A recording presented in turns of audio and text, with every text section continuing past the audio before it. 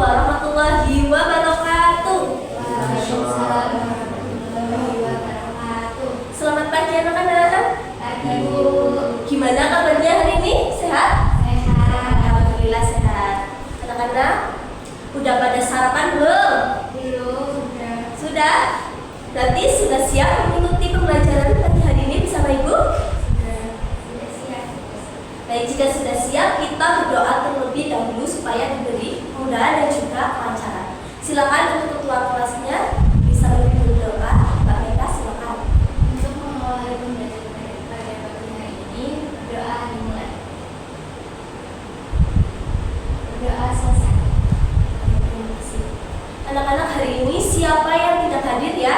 Coba kalian bisa cek tengok kanan kirinya, apakah temannya sudah lengkap?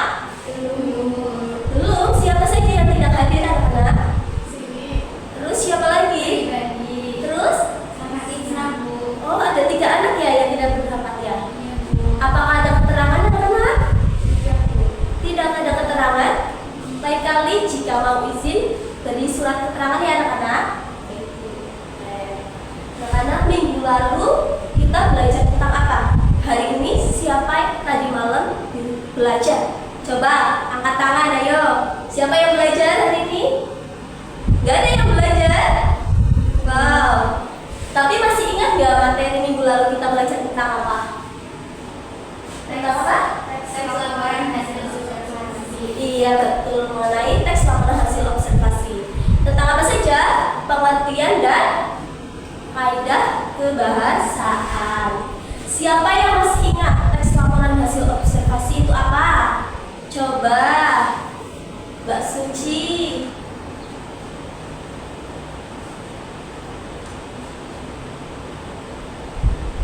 Teks laporan hasil observasi itu apa ya? Teks yang berisi informasi tentang suatu objek berdasarkan hasil pengamatan secara langsung. Iya betul Dina. Jadi teks observasi itu diamati tentang suatu objek itu diamatinya secara langsung. Kemudian kebahasaan, ciri kebahasaan teks laporan hasil observasi itu apa saja Mbak Meka?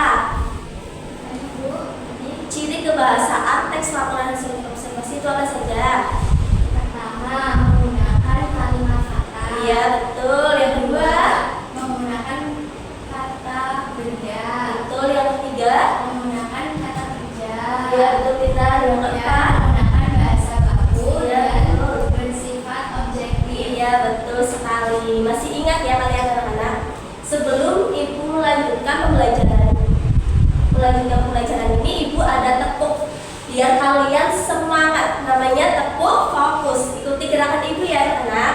Jadi kayak gitu. Tepuk fokus. Melihat, mendengar, mengingat, fokus gitu ya. Siap? Ayo bisa berdiri dulu anak-anak. Ya, tepuk fokus. Melihat, mendengar, mengingat, fokus.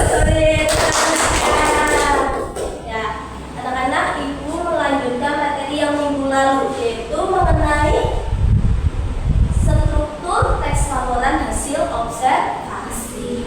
Ada berapa ya kira-kira struktur teks laporan hasil observasi?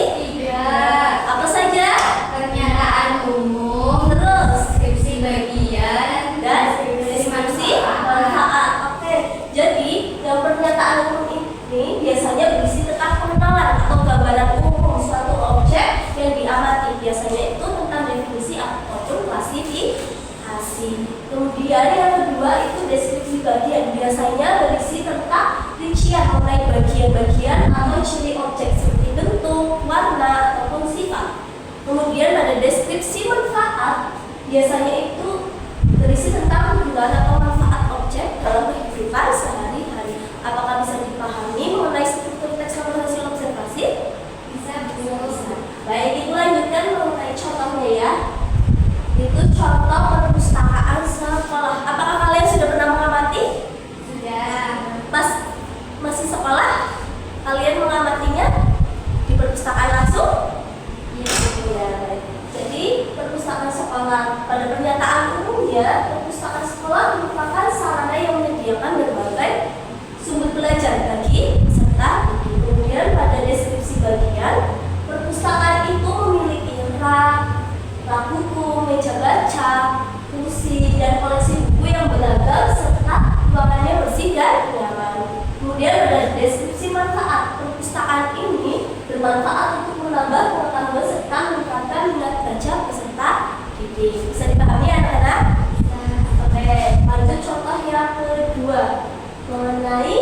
kantin sekolah. Apakah ada yang ingin membacakan? Coba angkat tangan.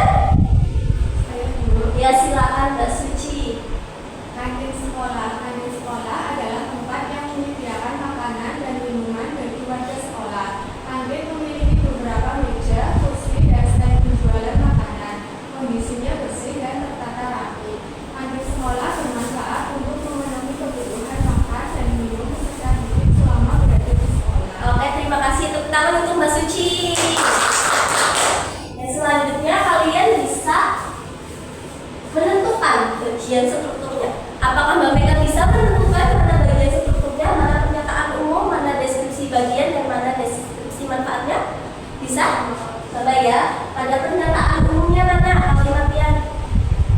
Pada kantin sekolah adalah tempat yang menyediakan makanan dan minuman bagi warga sekolah. Ya betul. Selanjutnya pada pernyataan deskripsi bagiannya mana? Kantin memiliki beberapa meja, kursi, dan stand penjualan makanan. Kondisinya bersih dan kelihatan rapi. Oke, kita lanjut pada deskripsi manfaatnya yang mana? Kantin sekolah bermanfaat untuk memenuhi kebutuhan makan dan minum peserta didik selama berada di sekolah. Oke, betul. Minta tepuk tangan untuk Mbak Mega. Berasa kalian sudah memahami tentang struktur teks laporan hasil observasi. Kemudian Ibu melanjutkan mengenai langkah-langkah menulis teks laporan hasil observasi. Langkah-langkahnya yang pertama, kalian harus menentukan objek yang akan diamati dulu. Tentukan dulu. Yang kedua, melakukan pengamatannya secara langsung, ditemui secara langsung objek yang akan diamati. Kemudian yang ketiga itu mencatat hal-hal yang penting. Dan yang keempat itu menyusun kenapa sesuai struktur teks laporan hasil observasi yang tadi kita bahas sebelumnya ya. Kemudian yang kelima itu mengembangkan menjadi teks laporan hasil observasi yang baik dan benar. Apakah bisa dipahami mengenai langkah-langkah menyusun teks laporan hasil observasi? Baik, bisa Bu. Dan jika bisa, Ibu akan memberikan tugas mengenai teks laporan hasil observasi. Ya, kita membagi jadi kelompok dulu ya. Silakan menjadi satu kelompok. Masing-masing kelompok isinya berapa Bu? Ada 2 orang ya. Silakan bisa membentuk kelompok.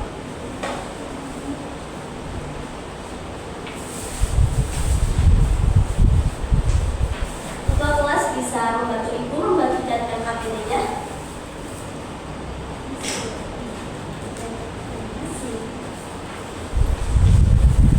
Jadi penugasan kelompoknya itu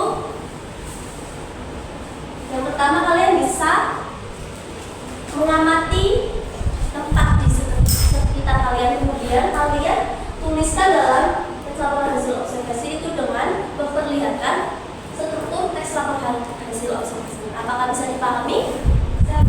Jika bisa, silakan kalian mengerjakan. Ibu kasih waktu 5 menit, kemudian nanti dipresentasikan. Begitu ya anak-anak? Ya, silakan.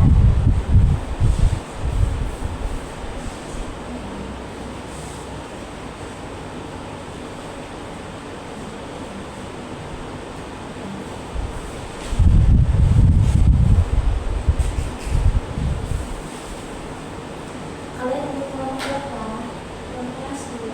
Bisa boleh kami lihat dulu, terus deskripsi yang ingin dideskripsikan apa saja yang anak-anak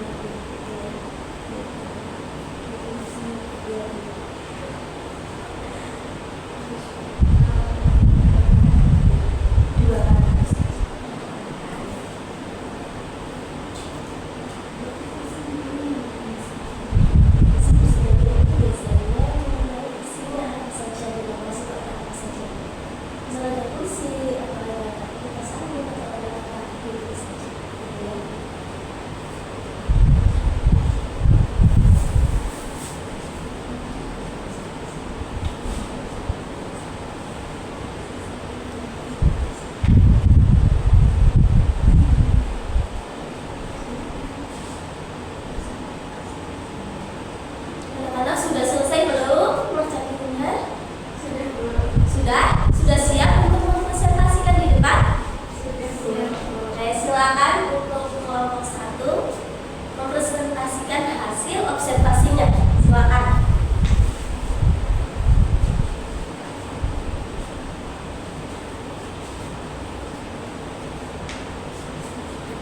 Assalamualaikum warahmatullahi wabarakatuh. Perkenalkan, nama saya Mega Puristan Lestari dan saya Suci Manusia. Di sini kami akan mempresentasikan hasil diskusi kelompok kami. Yang pertama, pernyataan umum. Ruang kelas merupakan salah satu fasilitas utama di sekolah yang digunakan sebagai tempat berlangsungnya proses pembelajaran. Ruang kelas dirancang agar kegiatan belajar mengajar dapat berjalan dengan nyaman dan tertib. Deskripsi bagian ruang kelas terdiri atas meja, kursi, siswa, dan papan tulis. Semua fasilitas tersebut digunakan untuk mendukung proses pembelajaran. Ruang memiliki pencahayaan dan sirkulasi udara yang cukup sehingga suasana kelas terasa lebih nyaman. Kemudian yang terakhir, deskripsi manfaat. Ruang kelas bermanfaat sebagai tempat belajar, berdiskusi, mengerjakan tugas, dan melaksanakan berbagai kegiatan pembelajaran. Sekian dari kelompok kami. Terima kasih. Wassalamualaikum warahmatullahi wabarakatuh. Waalaikumsalam warahmatullahi wabarakatuh. Tepuk tangan untuk kelompok 1. Oke, sudah bisa menuliskan teks laporan hasil observasi dengan baik ya anak-anak. Oke, karena waktunya sudah habis, ada yang bisa menyimpulkan pembelajaran pada pagi hari ini? Coba, ada yang bisa menyimpulkan? Angkat tangan. Ya, Mbak Suci. Ya, silakan. Jadi, teks laporan hasil observasi merupakan teks yang berisi informasi berdasarkan hasil pengamatan yang disajikan secara sistematis dan sesuai fakta. Teks ini memiliki struktur yang terdiri atas pernyataan umum, deskripsi bagian, dan deskripsi manfaat. Oleh karena itu, dalam menyusun teks laporan hasil observasi perlu memperhatikan struktur dan kaidah kebahasaan yang tepat agar informasi yang disampaikan dapat dipahami dengan baik. Iya, betul sekali. Jadi kita mempelajari teks laporan hasil observasi hari ini. Semoga bermanfaat untuk kalian ya. Untuk cukupkan karena waktunya sudah habis, kita bersama-sama membaca Haga